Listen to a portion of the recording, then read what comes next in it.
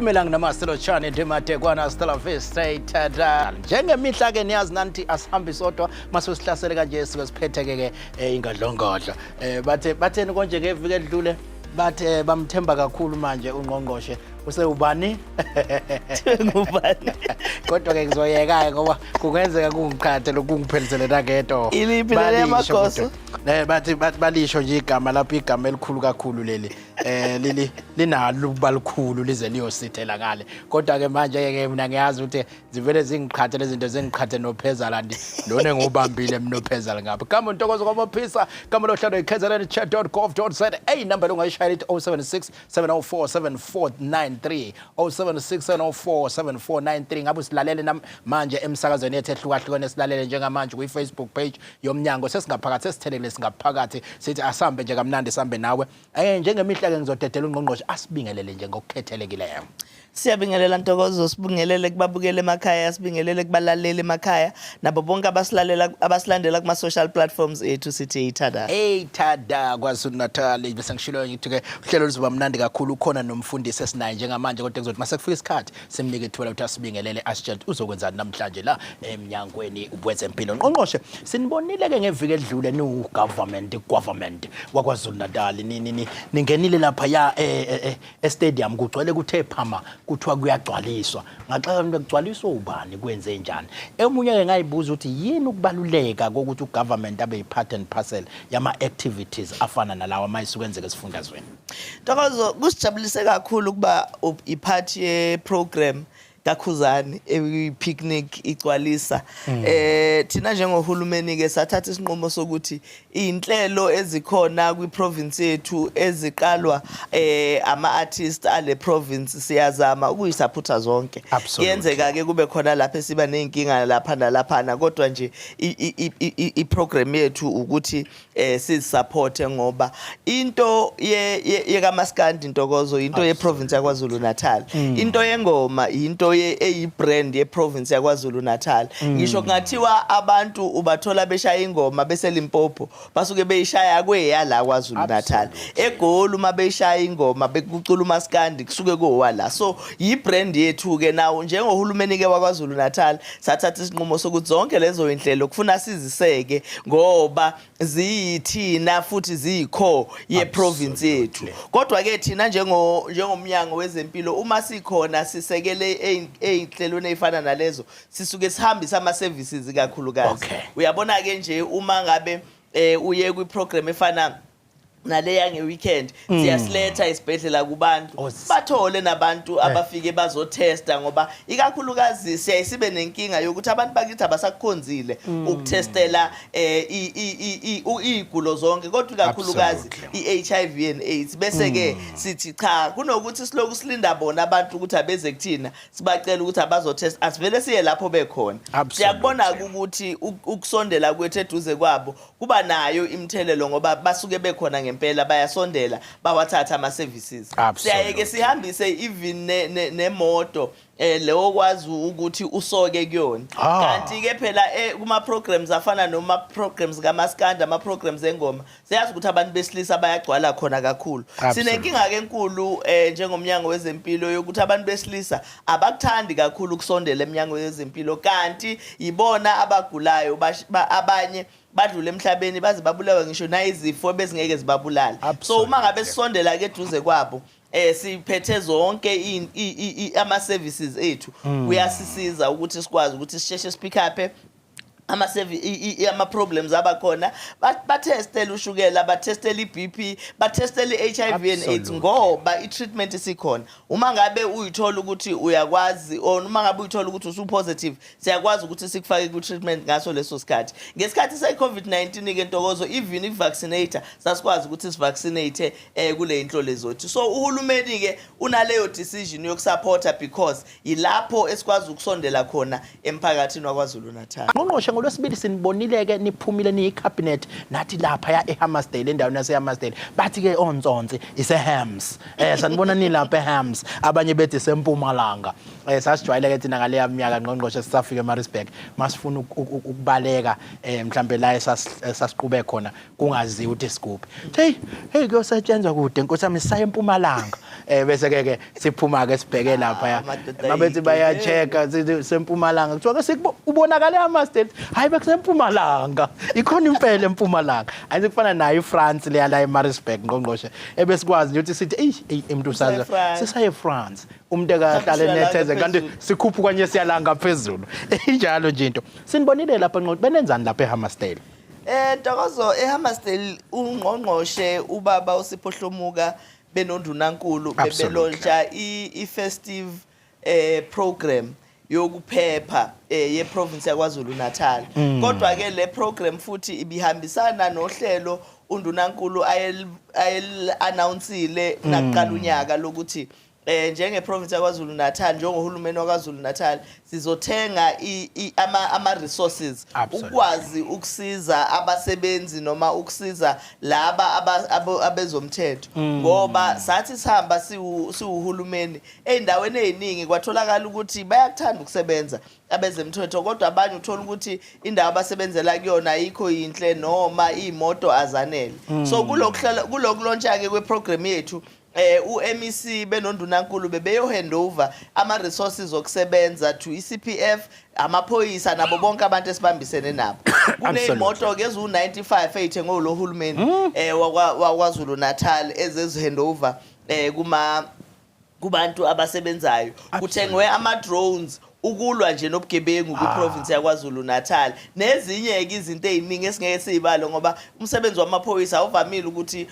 ubalwe kakhulu usuneka la kubantu basebezobamba ukuthi sebesicuphe kanje bese besibamba hayi ngiyayithanda masina nama drone khona imove ade ngiyibuka nje ihamba phezulu lentindize ujabaleke lokho indiza phe kwakho nje ilokho ekulandela nje kunenyoni ekulandelayo manje ke uyabona siyawathanda kakhulu ama drones ngoba enza ukuthi ubugebengu ubunciphe ngoba sesibonile ukuthi abantu kunezikhathi ezithize abathi nabehlele emakhaya babona ukuthi cha isikhathi sokusendela kwaZulu-Natal lesi sizoqala ubugebengu kakhulukazi uma sekusondela ifestive season cha sithi ngeke not on our watch sesikhathele enough is enough so iprogram ke ibilontsha leyo i-safety month ezokwazi ukuthi uMnyango kaBaphlomuka ubambisene namaphoyisa benze sure ukuthi festive season nayifika i-free of any incidences nabafikayo bezovakasha bavikeleke nalabo basuka ngaphandle bethi bazokwenza ukuganga babone ukuthi alifakwa la libuya nawo futhi ke sobuya nabo thina sibathela umpentshisi kube encane indawo akusenanike bakwethu ke sigijime ngejubane ke manje ngqongqoshe la esifundazweni yize noma bekungakabi into esiyenzeka kakhulu kodwa siyeza ukukhala kwezinye ifundazwe nala esifundazweni ngiyazi ukuthi niyabheka niuhulumeni lento ukuthi ikhona manje lenhlese yokukhala kakhulu ngezinhlobo zokudla esitholayo ezweni mase siyayithola uthola ukuthi hayi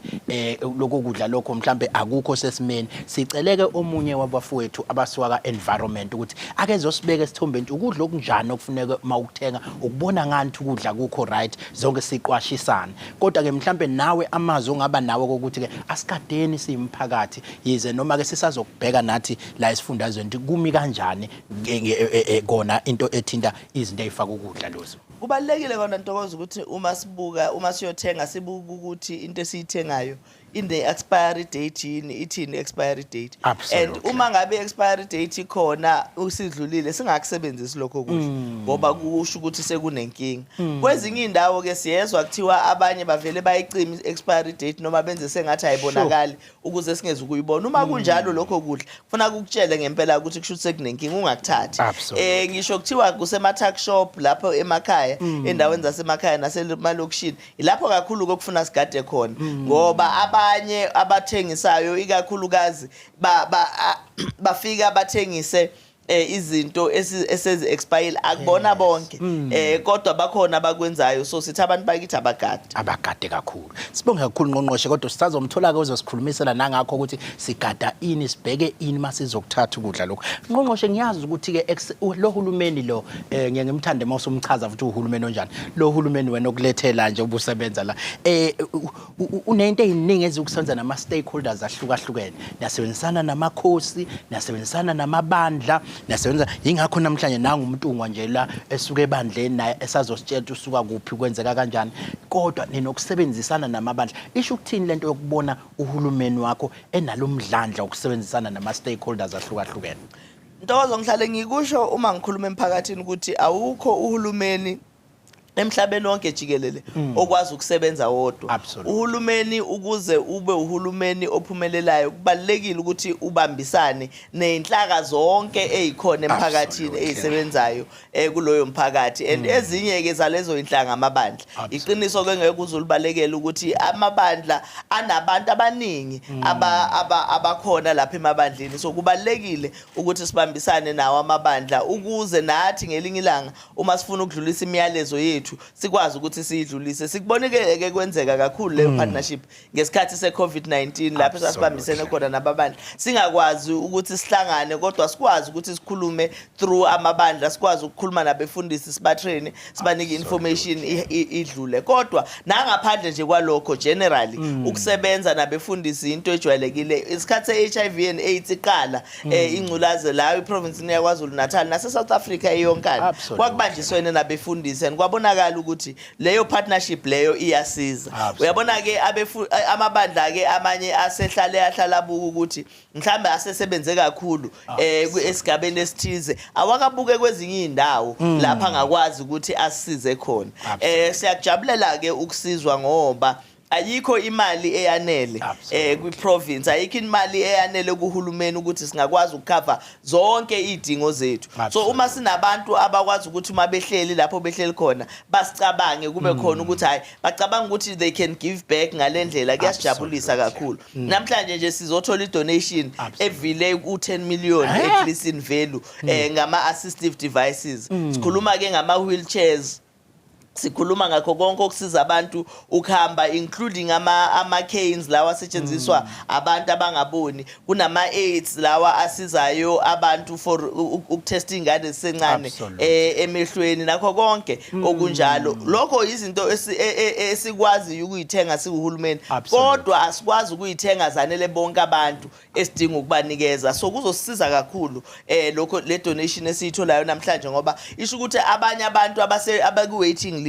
akade kuzothatha iminyaka emibili emithathu if not even 5 ukuze bathola ama services sebezokwazi ukuthi bathola ama devices azobasiza namhlanje so sijabulile kakhulu. Inkulu indima edlalwa amabandla ngale nje ukuthi bafuna ukusifaka ezulwini kodwa babuye benze izinto nje lapha nathi sibone sesingene ezintweni. Cha mfundisi asithathe ithuba emntunga sikubingelele ukuthi usichazela kafushane ukuthi niyibandla nikuphi nenzani niyibandla. Ngibingelele umkhandlu ngibingelele noNgqongqoshe. Ngusithembiso wakho malo ngumfundisi webandla labangcwele insukwini zokugcina ekuthiwa ibandla lika Jesu Kristu labangcwele insukwini zokugcina elidume ngokuthi iChurch of Jesus Christ of Latter-day Saints. Absolutely. Yithi labo si ibandla siyakujabulela kakhulu ukuthi sibe lapha kanye kunye nomkhandlu sizothi sibeke iconsi olwandle. Awubakithi. Kanti phela kusile iconsi kuumthamanyana kona. Absolutely. Mhlawumbe nje osekhaya kuzoyibuzena yini leliconsi benililethile usesibekile sesithumbeni uNgqongqoshe kodwa nawe ukuthi usithatha nje usibeke yini le niyenzayo kanti futhi isukaphi intshisekelo yokwenza. Okay ngibonge baba. Ebesizokwenza namhlanje ukuthi si donate or sinikeze ngeinsiza zalabo abanama challenges ahlukene afana nokukhubazeka abadinga ama wheelchair abadinga ama walking stick ama crutches kanye nabantwana nabadala abanenkinga zongezwe emadlebeni sinama hearing aid esizowa supply sincedisane sisebenzisane ndawonye nomkhandlu wezeMpilo esifundazweni. Enye into ke abayishilo Ngqongqoshe sisaxoxa nabo ngaphandle bathe ngoba phela abakwenzi la eKwaZulu-Natal phela bakhona kwezinye indawo labalekelela khona but la KwaZulu-Natal bathola into ezimangalisa ukuthi unohlelo lokuthi lezi zinto abasuke beyiletha sekukhona abantu vele abasebenzayo emnyangweni aba-recruitwa abakhubazeli abakwazi ukuthi futhi bona belungise zona lezi zinto ezizinsiza zabantu abakhubazeli bakushayele ihlombe kakhulu ngazethi msana ukuhleba uNgqongqoshe nimtshele nimbona ngamehlo kakhulu siyambonga kakhulu uNgqongqoshe nomkhandlu wakwaZulu-Natal ngosizo ngempela alifakayo ukuthi enze sure ukuthi labo abakhubazekile nabo bathathe ingxenye ekusebenzeni ukuthi lezi zinsiza ezikhona zigcinwe zisebenza ukuze zikwazi ukusiza nabanye nokuthi zikwazi ukuthi zihlale isikhathi eside siyakubonga kakhulu lokho okwenziwa umkhandlu mhlambe ke okunye singafisa ukwazi ukuthi ke sizobona phela nobuhlobo benani namhlanje senigadle ezephukane noma nisazophinda niphosa niqale ngamandla kodwa maniqala ngo10 million manibuya ke nisazobuya noma hayi niyagadla ziyephuka sekuthatheke konke nokwesha umkwaze kwangena bakithi hayi baba kahle uma ubuka isizathu sokuthi sikwenze lokho esikwenzayo sikwenziswa uthando lukaNkulunkulu kanye nothando lwabantwana bakhe uJesu Kristu ekhona emhlabeni wathi kuthina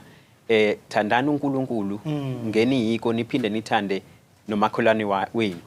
thande nomakholwane wakho so uma sithanda umakholwane wethu alipheli lolo thando uma nje esekhona umuntu emhlabeni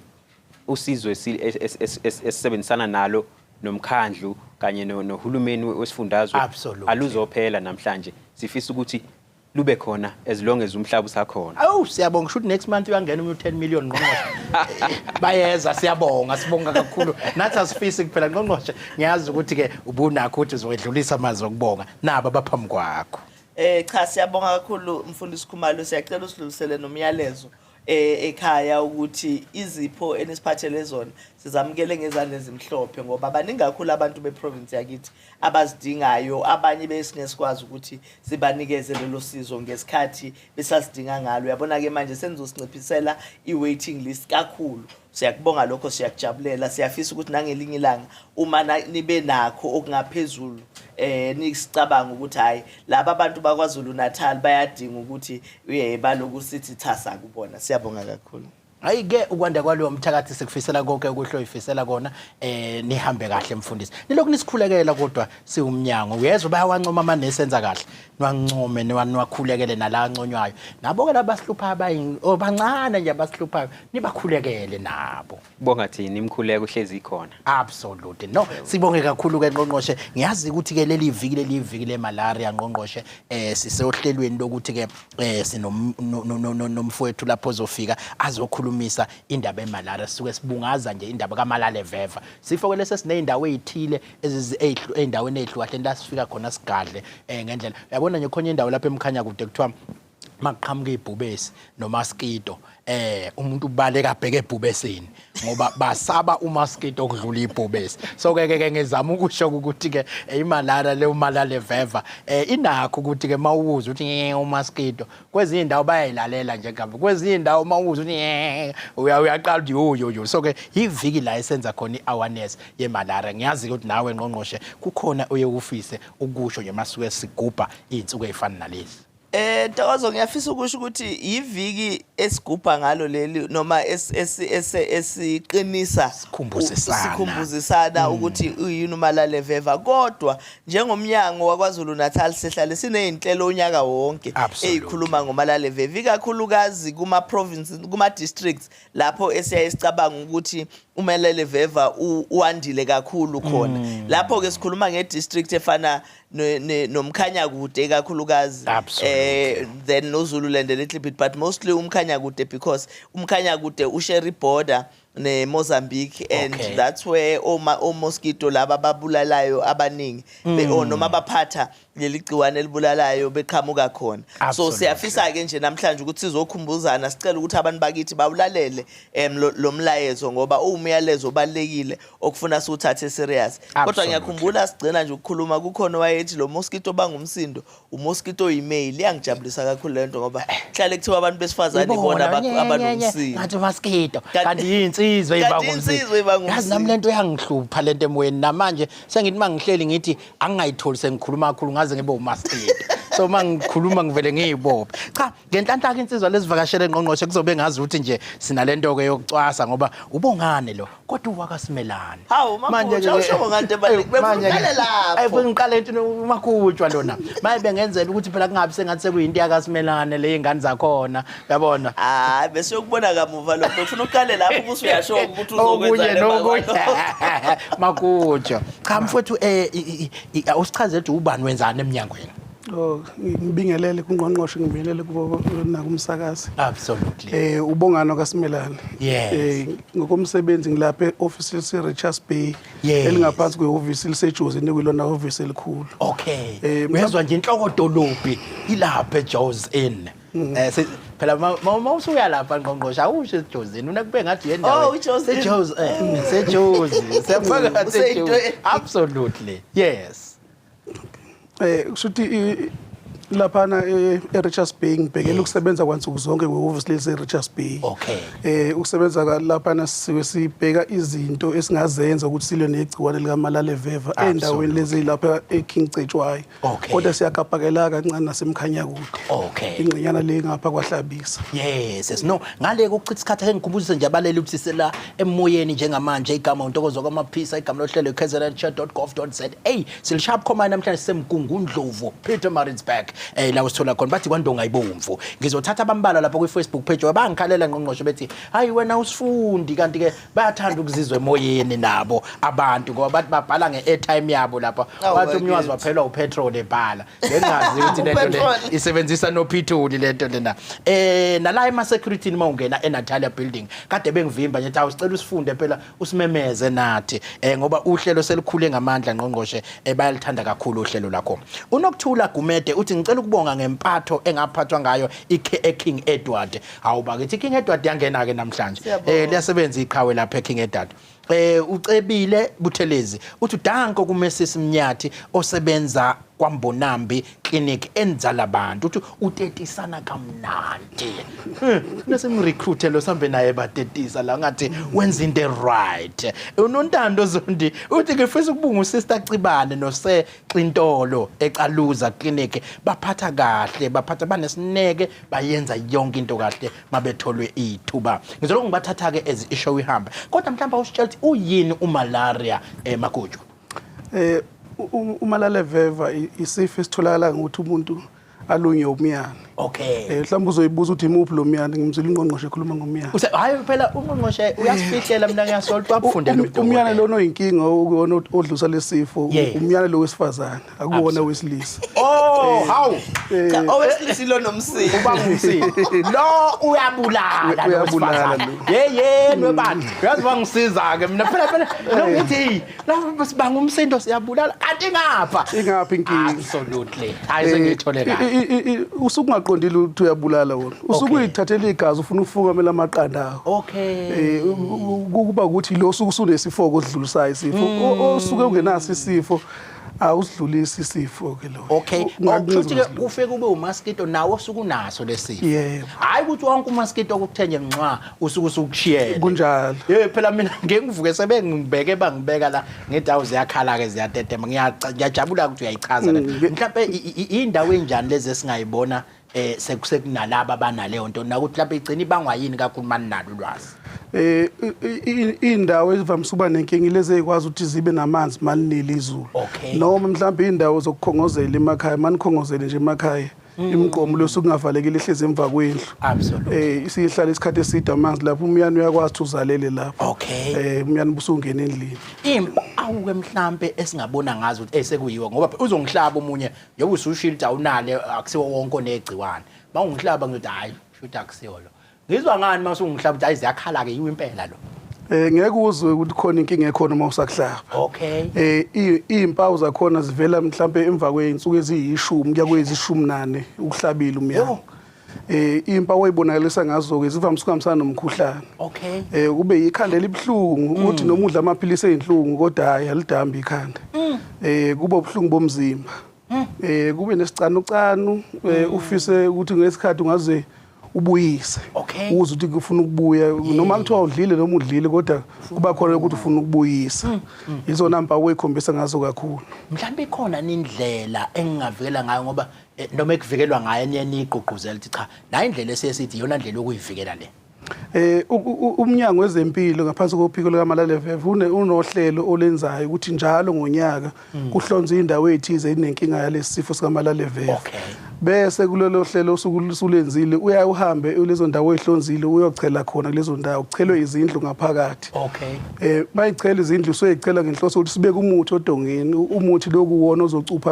esicupha ngawo umyane ukuthi umyane mawufika uhlala odongeni uyobe soyafa lo umyane loyo. So ke abantu uma sifika emphakathini lesihlonziwe siyasicela ukuthi babambisane noMnyango wezeMpilo ukuthi basivulele endlini sichele ngaleyo ndlela bayobe sebephepha kulesi sifo sikaMalaria.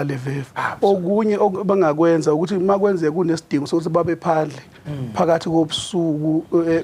ebusuku nasekuseni ngathi bangaqoka ingubo ezovala umzimba ukuze makwenzeka badingele umyane bakwazi ukuthi uthola ukuthi uhlale engutsheni awufike esikhunjeni ngoba umyane lo uyinkinga kuswela ebusuku kuya phakathi kuya intathathe ekseni. So yilezo khathi oba active ngazo umyane lo. Suke ikhala lapha kakhulu. Hawu Nkosi. Nanga uJobe lapha empangeni uthi ufuna ukukubuza imbuzo. Sabona weJobe.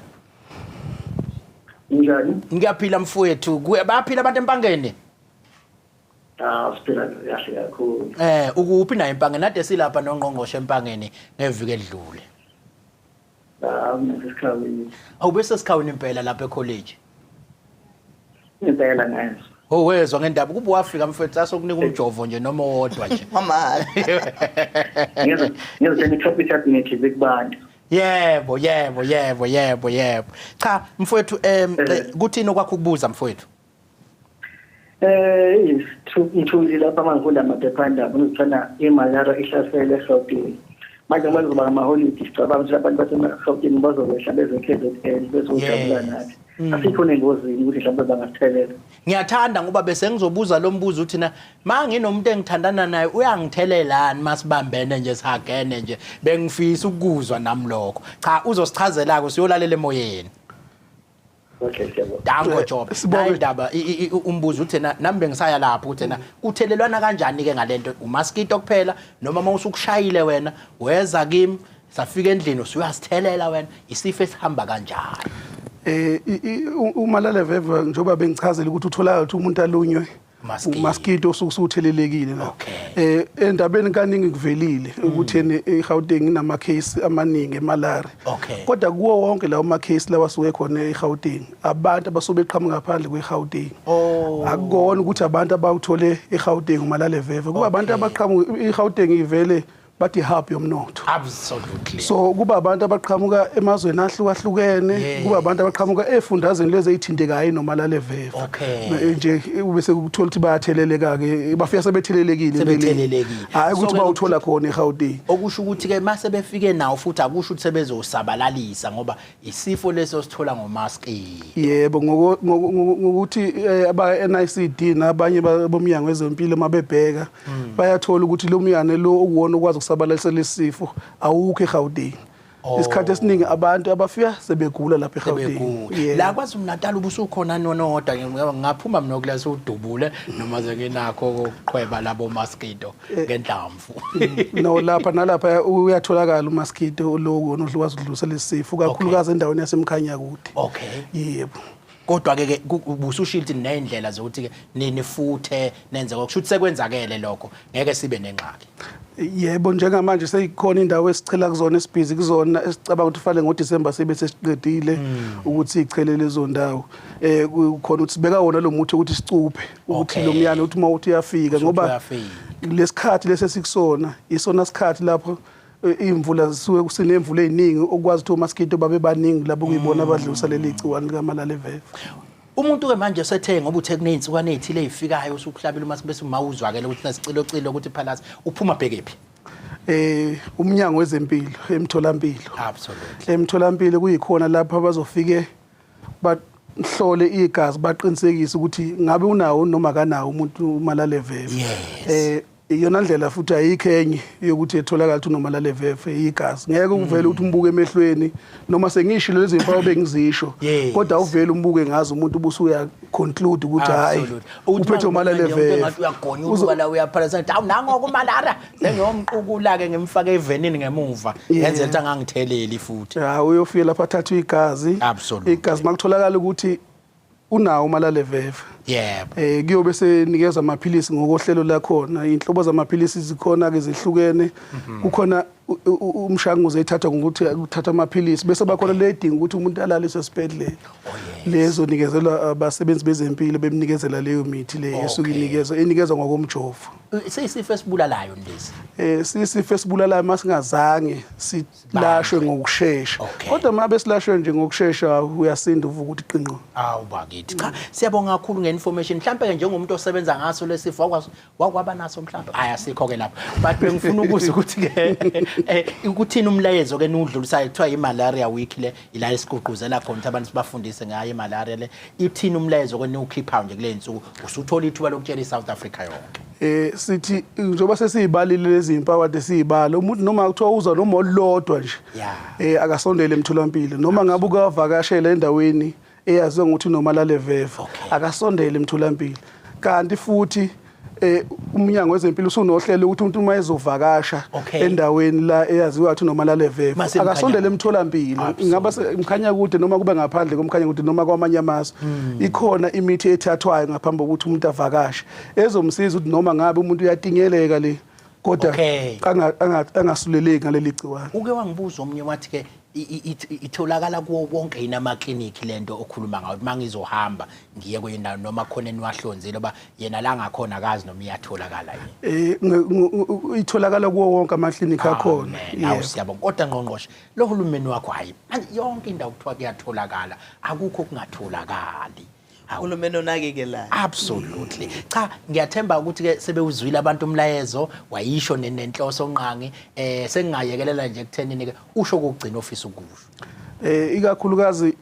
mabe sinohlelo ukuthi siyochela lapha emzini lesuku ihlonziwe ukuthi uyayichela kuya kube khona lokhu ukuthi ene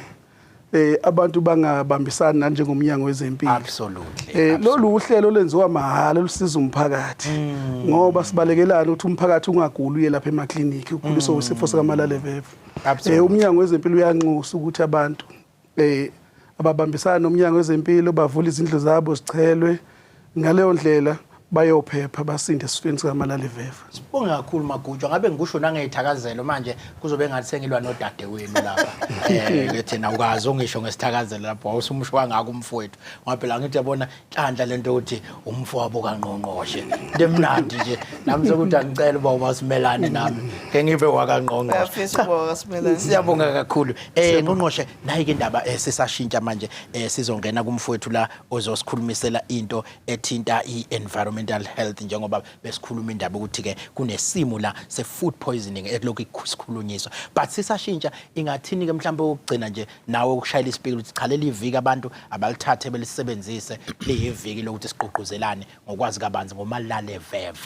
ngicabanga ukuthi zimbili izinto okufuna sizisho ebantwini bakithi yokuqala ileyo ukuthi uma ngabe umuntu ezizwa engathi unama symptoms omkhuhlane njengoba echazile uMagujwa singakuthathi ngayincane lo absolutely vele usondele emtholampilo usheshe uke emtholampilo kumahala ngoba ugcina ungasazi ukuthi kwenzekeni so uma unama symptoms nje wonke lawa abaliwe umuntu akasondele emtholampilo ukuze sizokwazi ukuthi sisheshe sikubheke sibone ukuthi ngempela umuntu ogulayo ugula uphethwe yini ngoba lesi sifo uma sheshe satholakala siyalapheka kodwa uma siphuzile ukutholakala umuntu uyogcina edlulile njalo emhlabeni isidingo singekho okwesibili ke ulokhu ucela emphakathini ukuthi ubambisane nabasebenzi boMnyango wezeMpilo uma bezochela lapho eindaweni ngoba uhlelo lo silenzayo vela hayi ngoba suke sithi kuno mosquito kwakho ngalelo langa cha ingoba nje uhlele sinalo sivekele ukuthi umosquito ngoba umosquito awunabhoda awuthi ngamaphisa namhlanje ngingasimelane kusasa uyayihambela nje so amadoda lawo mosquito banomsindo kodwa awabulali bakwethu hey nibagada besifazane So uyayihambela mosquito uma uhambe lapho uhamba khona so sichala nje indawo yonke uma ngabe kubonakala sengathi sikhona isidingo so siyacela ukuthi umphakathi ubambisane nathi. Yayinhle into bakwethu sila nje namhlanje silishaphoma uhlelo seMgungundlovu bengishilo sePietermaritzburg kodwa ke igama lohlelo KZNHealthChatDotGov. Sihamba kamnandi nansi ke indaba lapha kwi-Facebook page yoMnyango ethi KwaZulu-Natal Department of Health bayangena ke abafowethu ke ngelapha kunoNjabulo Nxele uthi ke ubonga iRichmond District Hospital. iRichmond ngathi nabantu ehlala ibaplugile ayisali ihlale nje izongena kodwa ke kushuthi imihle imisebenzi ngoba nama complaints awangeni ngoba phela kushuthi ke makunconywa bayasebenza abantu angeke ngibadlele umona. uNomusa Thidi uthi ke yena ukhulumisa ke iLady Smith Provincial Hospital uthi nje nango 2014 wayekhona pha ave aphathwa kahle uyababonga uyanconcoza ngale kokuchitha isikhathi engisuke ngejubane ngibheke lapha ya kwinsizwa ke uSiphehlise Masimula. Ngiyazi ukuthi insizwa le esuka lapha kumasipala weTheku bathi uyi-Senior Environmental Health Practitioner and ngiyajabula mangibona igengele esencane ama-2000 kuyiwona abona sebenzayo. Ngijabule kakhulu but awusibingelele mfowethu usitshela ukuthi ubani usukaphi wenzani la usebenza khona. Ngiyabingelela kakhulu ngibingelele ababukeli emakhaya ngibingelele abalaleli kanye nalabo basibukele enkundleni zokuxhumana. Njengoba usushile nginguSiphesihle wakwaMasimula ngisebenzela umkhandlu weTheku eThekwini Municipality njengomhloli wezeMpilo. Njengoba ubushile ukuthi uSenior Environmental Health Practitioner. Phambilini sasaziwa ngokuthi singo Health Inspector. Yebo kodwa ke ngenxa yokushintsha komsebenzi nescope esisenza kwasabonakala ukuthi asisagcini ngoku-inspector kuphela kepha kuningi esikwenzayo base washintsha wathiwa u-environmental health practitioner. Ngiyabona ukuthi nabantu abasebenza kakhulu ngoba i-environment ngiyengizwe ngathi kuthiwa into nje evalile into enkulu kakhulu kodwa ke siyoyithola ngelelanga. I-food poisoning iyona into esizwa iyakhulunywa ngapha nangapha. Sikhuluma ngani masikhuluma nge-food poisoning? Yebo masikhuluma nge-food poisoning sikhuluma ngokugula oqhamuka emva kokudla okusuke kungaphephile okungadalwa amagciwane atholakala kulokho kudla ngaba ama-bacteria noma ama-virus kanye futhi nokunye okungcola okungaba ama-chemicals nezinye izinto eziningi egcina zisekudleni kungafanele nokungafanele futhi ukuthi lezo zinto zingene kumlomo womuntu. Lokhu kugula nje kuvela amahora awu-48 noma insuku ezimbili zingakapheli emva kokudla lokudla okusuke kungaphephile. Mhlambe izimpawu zokuthi une-food poisoning ungabona ngokuthi uphathwe isisu singathi ama-stomach cramps, ukuphalaza, isisu esigijimisayo,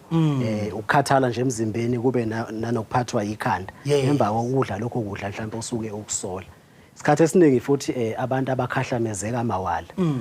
nge-food poisoning kuba yingane ezincane kube abantu abaphila nezifo lezi sithi amahlala khona kube abantu asebadala 65 nje kuyale phezulu bese futhi kuba nabantu abasuke nje amalunga noma amasotsha omzimba abo engekho esimeni ukubhekana nalezi zinto eziqhamuka nje esikhaleni. No omunye uzoyibuza ukuthi na yini esingasiza ngayo ukuyiphephisa noma ukugwema lento ye-food poisoning. Mhlambe ke kuningi esikuzwayo kukhulunywa ngehlobo othile lwezitolo okunye akaqinisekiswa so izitolo ezithile kufanele kubhekisise ngoba sekungathi kunenkinga ngale kokungena ke ukuthi mhlambe ikuphi yini oqale kufanele ngiyenze mangisuke ngiyothenga into edliwayo ukuze ngibe neshow cha lokudla lokungeke ngiyithole sengigula ngenxa yakho. Yebo njengamalunga omphakathi kubaleke kakhulu ukuthi indawo esithenga kuzona ukudla siyibhekisise isimo senhlanzeko ukuthi ngabe ihlanzeke ngendlela efanele. Sibheke futhi nokudla abakudayisayo ukuthi ngabe akusolisi yini ukuthi ngenzeka ukuthi akuphephile. Kanti futhi indawo isuke seyiqinisekisiwe noma zivakashelwe abahloli bayigunyaza ngokukhipha isitifiketi zokuthi ziyahambisana nama-requirements akwa-health. Uzoyibona ngokuthi zilenge isitifiketi okuthiwa i-certificate of acceptability. Lesi sitifiketi sitholakala eMnyangweni yezeMpilo komasipala ngaba ama-district noma ama-metro.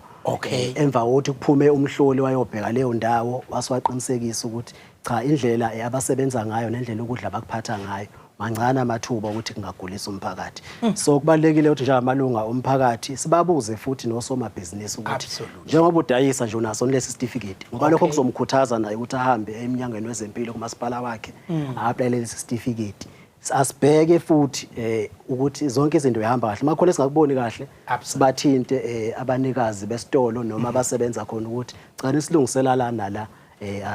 asiboni kahle njengabathengi. Absolutely. Mhlambe ke ikhona indawo la singa reporta khona ngoba kukhona onye ngizokubona eThilomu la ngaze asithi iThilomu thina le emakhaya. eThilomu ngifundese ngimdala ngqongqoshe ukuthi kwakhiwa itea room siloku iThilomu phuthuma eThilomu mawufika ke eThilomu lapha naye into uyayibona cha yikho right lento ngireporta kuphi ke la ke kumasipala engiswe ngikuwona. Yebo into mhlawumbe nje ngaphambi kokuthi ureport kumasipala uqale ukuthi umazise umuntu osebenza kuleyo ndawo nomnikazi wesitolo ukuthi cha la akhambi kahle ngazi ukuthi ama date anibhekisisanga sicela ukuthi niwasuse ngoba manje kuzogcina kufaka engcupheni omunye umuntu ozofika athenge nje engabonanga kodwa ungaxhumana no Environmental Health Services kumasipala owakhele kwi district noma kwi metro kwesinye isikhathi kuba o health unit kuba kuya ngomasipala uthi department iqambe kanjani kodwa nje ngesiZulu uMnyango wabahloli bezempilo khona lapho ufika ufake khona isikhalazo ukuthi sacela niyosibhekela indawo edayisa ukudla endaweni ukuthi abahloli bazobe sebehamba beyobheka leyo ndawo bekhona ukuthi becobelele nolwazi labantu abadayisa ukudla kuleyo ndawo noma abanikazi baleyo ndawo. Absolutely. Siyezwa ukuthi kunalemvungeke iSouth Africa nje yonke ukuthi ngathi khona lokuthi ke ukudla kunalokhu ukuthi abantu bayithole sebene poisoning but mhlambe kumlayezo nini niukhiphayo njengamanje usugoqa ke manje. Esikushoyo nje njengomnyango wezeMpilo ukuthi ngaso sonke isikhathi uma kwenzekile umuntu wabakhona ukudla akudlayo abone ngathi kumgulisile akaphuthume ayothola ukulapheka ekliniki esondelene naye bese futhi exhumana neminyango wabahloli bezempilo ukuze sikhona ukulandelela lolo daba lolu ukuthi ngabe kuneqiniso elingakanani ukuthi lokho kudla lokho ikona okumgulisile futhi lokho kuyasiza ekutheni sinqande kungenzeka ukuthi lokhu kudla nje okugulisile sekunga affect abantu abaningi emphakathini so uma usheshe washo mhlawumbe bekusa affect wena kuphela noma nibabili siyakhona ukuthi silandelele ukuthi ubukhulu balesimo esibhekene naso bungakanani ukuze sibe nakhona ama measures esiwa implementa nomphakathi siwazise futhi ukuthi kubhekeni ukudla okunje kanje uzokhumbula nje isikhathi selisteriosis ukuthi abantu bagula kungaqondakali kwalandelelwa ngokucubungulwa ama samples nje aye confirm listeriosis athathwa umhloli wezempilo kwi-factory ngoba kwakulandelela ukuthi lokhu kusuka affect abantu abakanjani kwalandelela wagcina sekubonakala ukuthi kusuka la so kubalekile ukuthi ngaso sonke isikhathi ama cases e food poisoning siwa report. Hayi sibonga kakhulu ngqongqoshe ngiyazi ukuthi kuzomela ngikhulule manje kodwa ke ngicela nje ukuthi ungipha wokuvala sesiyovala ungase kodwa kuyofana ukuthi usuvalile ngoba usuvalile absolutely. No sibonge Ntokozo asibonge nakumfowethu ngoba uyasiza ukusipha information yokuthi kufuna senze njani kubaleke ngempela ukuthi sicheke esikuthengayo sikuthenge emathilomu njengoba ushilo esikuthenga eziphaza nasa itoro enkulu by the way ngoba kwezinye itoro enkulu uyayufike uthenga impuphu kanti isi expire uyabona impuphu ingcono ke uyakwazi nokuyibona ngesikhathi uyivula ngoba kwesinye isikhathi iba nezibungu kukhona nokunye ukudla ovele ku expire kodwa kunganakeki so okusho ukuthi nje uma siyothenga noma ngabe sithengaphi asihlale sigade ngaso sonke isikhathi siqikelele ukuthi i-expiry date yalokho kudla imi kanjani. No ngibonga mfoka Masimula sengizonikhulula noNgqongqoshe siqhubeke kodwa nohlelo ngizogijima ngelapha kwi-Facebook page yoMnyango ngisabakhulula ngithi ke ngiye lapha kuMagcwane Fuze uthi ubabonga besaphilo nesi basebusingathi clinic eBergville eMazezini baphathana kahle ngithi niqhubeke njalo nenza kahle silindile kafanisa Nkundlase uthi ngithi nje enkosi konesi bami onesi bami ababili nje abasebenza egcumisa clinic kwaSwayimane Mgungundlovu district awu singakhona ke namhlanje kwaSwayimane ngiyathemba ke bajabule bathi uSister Ntuli nomunye kuthiwa uDinewo Dinewo ngiyathemba niyayikhumbula ingoma yayisho njalo ithi Dinewo yayiqula umuntu umfoka Masimbela ngelapha kusithole uMandlovu uNonkanyisa uthi ke ngicela ngestaff ngicela ukubabonga besaphila istaff sasendaleni clinic eRichmond niyasebenza ngane zakwethu niqhubeke njalo nokuzinikela emsebenzini wenu ngiyabona ke eRichmond engathi abantu base Richmond baka health bayasebenza kakhulu ngoba njalo siyayibona incomo ziyangena ngapha nangapha okusho ukuthi abantu base Richmond baphethwe kahle uphethi nokuphila uthi ngimbonge umhlengikazi wasephaphama wasePhaphamani uMagazu ave ephathana kahle izolo bengiyile undodana wami egula kabi wangicela wanginceda usengcono kakhulu ingakho ke seyabantu abathi ke asithathele ithuba sibonge kakhulu njengamanje ke ngigijima ngelidi ijubane ngibheke kuDokotela hello doctor uDr Hlophe ozositshela ukuthi ubani wenzani la eMnyangweni. Sawubona Ntokozo nabalaleli nababukeli. Absolutely. Ngiyabonga ithuba igama usibekezelo kaHlophe ngokudabuka ngisuke ejozini. Hawu kodwa Nkosi yami ingane kaMaskito lekhule ngoMaskito. Ingane kaMaskito. uMaskito ngazi kahle nje awusangulisi. Then ngase ngishadele Richards Bay kodwa ngokumsebenzi ke ngcine sengizinzela eMaritzburg. Ngudokotela wezingane ngisebenza esibhedlela eGrace. Okay. No, ngiyajabula ke manje ukuthi ke sithola wena dokotela into esikubizele yona la dokotela ukuthi besithi ke abantu amaphaphu awathi ukwehla bengabe bese bethuka kakhulu. Sizwile ke ngapha eCape Town kwelinye lamajele kukhona obese ethinteka ngenxa ye-diphtheria. Manje ke i-diphtheria lebathanda asazi wanti yini i-diphtheria asazi kwenze njani ngabe i-problem esihlasela iSouth Africa yonkeni ngqongqoshe kazwelonke kube sekhipha umyalelo cha abantu abangethuki i-problem ibesabanjwe lapha nje kodwa ibanjiwe nakhona hayi ukuthi sekuyinto eyinkinga kodwa sithethina ke asicela ukuthi usondele ngala kuthini ukuze nabantu bakwaZulu-Natal ingakabi bikho inkinga kodwa sibe siqala sibaqwashisa ukuthi one mhlambe into eyini yona le diphtheria limnandi ligama leli kuba nginengane nje kufuna ngiyinene bengizothi udiphtheria manje ke anginayo ingane engayineme kodwa ligama elizwakala limnandi mhlambe ungasithatha usibe ukuthi iyini le diphtheria ngaphambi kokuthi ngifake dokotela ngicela ukuthatha nangu noZipho esesemoyeni noZipho usemoyeni sawubona noZipho usemoyeni sawubona unoZipho usemoyeni sawubona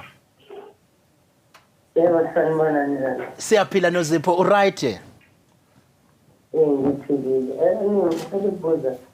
akhona yini ama-home remedies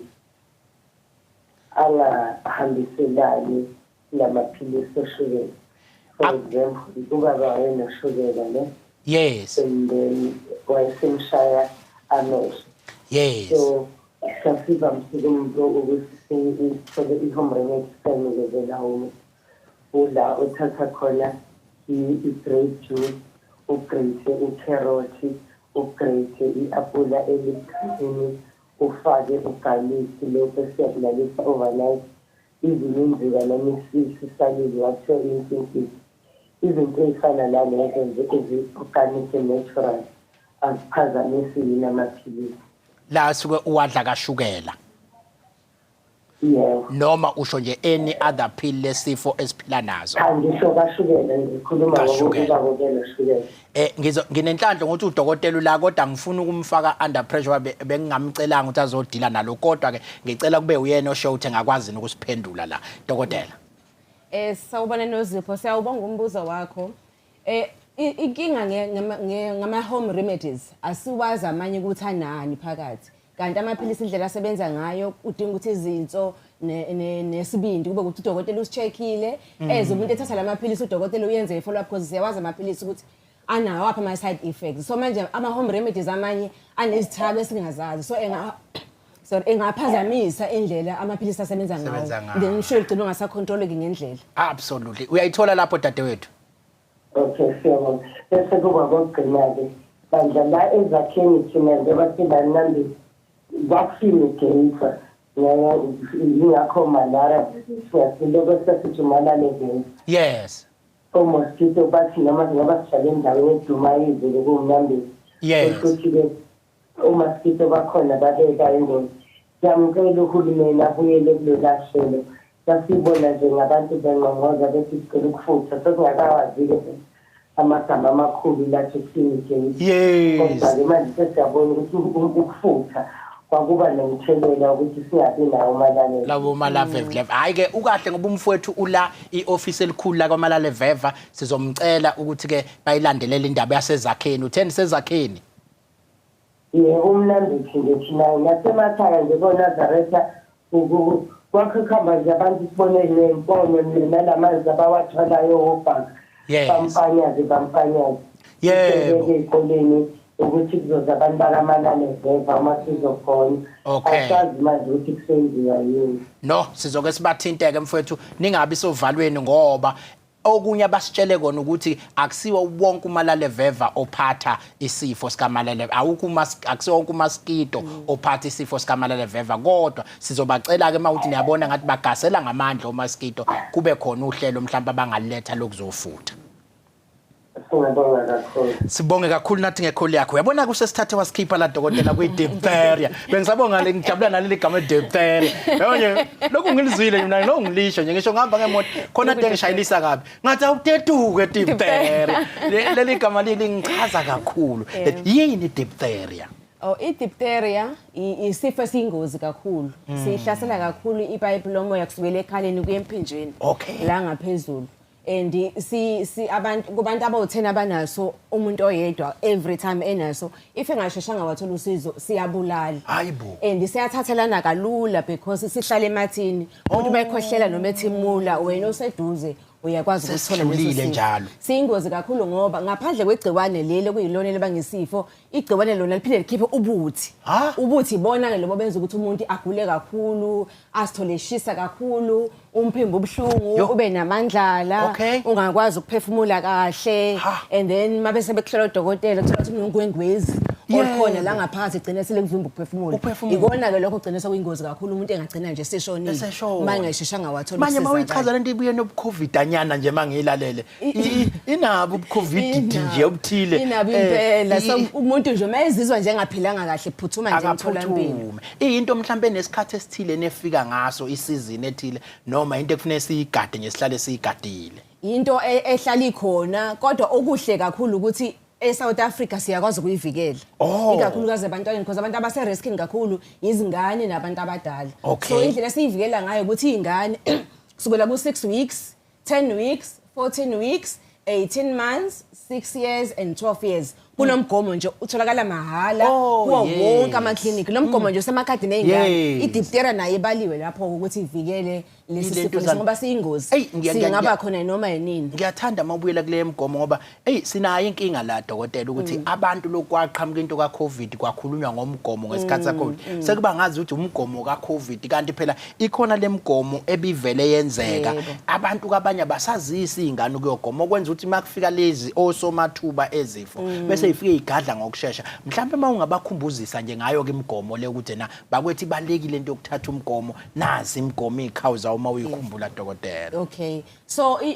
einganeni ziningi kakhulu izifo ezikhona and ziyabulala. So yikho nje kunomgomo umgomo inhloso yawo ukuvikela ukugula ukuvikela izifo even noma isifo sikuphatha singakuphathi kodwa kakhulu ukuthi udinga ukuya esibhedlela noma udinga imithi kube ukuthi nje unomkhuhlane kodwa isikhashana usungcono. So umgomo wokuqala nje utholakala umntwana ezalwa ngosuku lokuqala nje umntwana azalwe ngalo uthola umgomo lo wokuvikela iTB. iTB noma umntwana engayithola kodwa ngeke isaba sesimeni esinzima kakhulu ukuthi umntwana uzophatha nobuchopho kuthiwa meningitis noma iTB yomzimba wonke. So umgomo lowo utholakala liqala umntwana ezalwa uvikela lokho bese uthi lena eminye ke ihlangene umgomo olandelayo umntwana mase na 6 weeks ulandelayo 10 weeks emva kwalokho u14 weeks bese kuba kwa6 months loka 6 months wesimungumungwane kunokha 9 months after 9 months ulandelayo u18 months and then emva kwalokho umntwana mase na 6 years ezikoleni nje kakhulukazi bayele bafunde nekhadi lomgomo ukucheck ukuthi umntwana uyithole yonke yini umgomo because uzama ukuvikela lezi zifo lezi bese kuba after 6 years ke ulandelayo kwa 12 years so i-diphtheria yona ikuthi 6 10 14 18 months and 6 years and 12 years. I-diphtheria lena mina bengiliqala naleli gama kahle manje ligama elingena ngaphansi kwemikhuhlane ethile noma sikhona nje ukuthi angelikhumbule lezizulu igama elisho yona i-diphtheria but mhlawumbe ikuyifamily yemkhuhlane noma linegama nje elithile mhlawumbe ulaziyo nawe dokotela alikho lesizulu kodwa nje likuyifamily yemkhuhlane evikelekayo kade yaqala ukuvikeleka so into yenza ukuthi singayazi ukuthi abantu kade begoma kodwa manje kunele kwafika iCovid kwathiwa umuntu umegoma leCovid uba nalokho ugula abantu sebayisaba yonke imigomo yikho nje seyiqhamuka manje le diphtheria kodwa kade yaba khona and iyavikeleka ngoba inomgomo igama elithi diphtheria lisukela kule bacteria le okuyiyona ebanga le diphtheria igama layo iCorynebacterium diphtheria inegama nesibongo cabanga hey mana wedokotela uyazi nje ngiyibuke lento yenu nisifundiswa nifunda lamagama lawa asindayo wodwa nje kodwa nilokhu niwakhumbula nje Lokhu siwakhumbula nje. Cha bafethu nihlakaniphile niziqenge kodwa ke mhlambe ke umuntu njengamanje ozwa ke lama signs mhlambe ke ake ngibuye nje kancane la ngizwile uthi yena ingathelelana ngamathe nani ikupho okunye uthe umuntu mayekhwehlela gadi ukuthi ke amathe ngabese yebo singakhwehle vele ke uCovid wasifundisa uthe sabantu kufuneke bekhwehlele sakuvala masikhwehlela but ke ikhona nenye indlela engathukisa idlula ngayo ngaphandle kwaleyo ukuthi amathe adlule kwasha kwacina Hayi semathini nje nekhwehlele umuntu mayethimula noma ekhwehlele lokho kuphuma yikona kuphuma nomkhuhlane and umuntu onaso lesi sifo lesi engasidlulisela kwabanye so amaviki awu2 kuya kwamathathu uma esenaso lesi sifo and then ungaba naso isifo egazini kodwa kube ukuthi asikakaveli